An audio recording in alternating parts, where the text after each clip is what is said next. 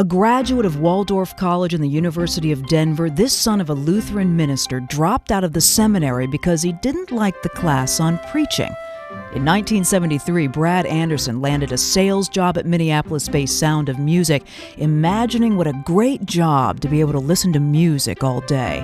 He moved up through the ranks, and when the business became Best Buy Company in 1983, Anderson was vice president. But we actually had just 10 stores in Minneapolis, and Brad actually did most of the interviewing for all the salespeople positions, and he would always conduct those interviews right in his office, which was right next to mine. And I remember times he would get on top of his desk and be selling Best Buy, and so he was very, very passionate about it.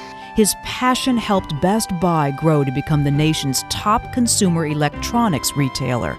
In 2002, Brad was named CEO, and 2 years later he found himself on the cover of Forbes magazine. He said he would have preferred a blue shirt, one of the salespeople clad in blue shirts, to have been on the cover because they're the ones driving the business.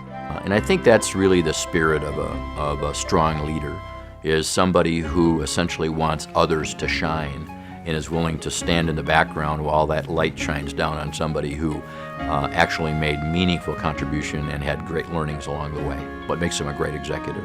And there was a day that this summer where our stock fell $7 in one day, and that was a third of our valuation at the time. So I was executive vice president in charge of the retail stores at that point, so I anticipated running into Brad.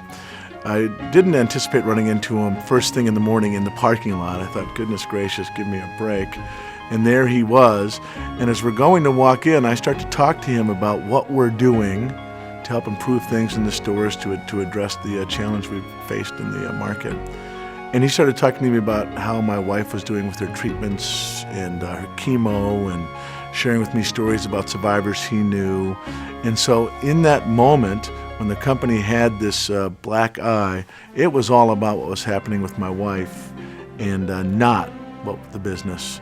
And I'll never forget that. A man of great compassion, Brad Anderson is also a strong community leader and is committed to assuring Best Buy gives back. They donate a percentage of their profits to charity each year. I think that old phrase of doing well by doing good really fits Brad Anderson.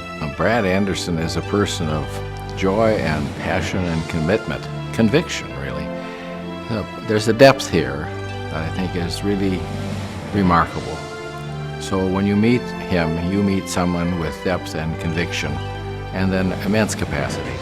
So his joy, his respect for people are the things I hope that everyone catches. I think probably one of the best ways to think about how you can be successful today is really to mirror the kind of progress Brad made within the framework of this corporation. Ironically, the student who didn't like the preaching class now speaks at colleges and universities around the country. Brad's high school guidance counselor told him he couldn't cut it in college.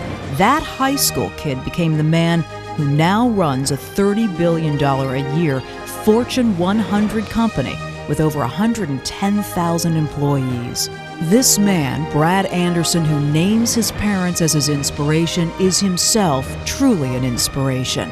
Junior Achievement of the Upper Midwest is proud to induct Brad Anderson into the Business Hall of Fame.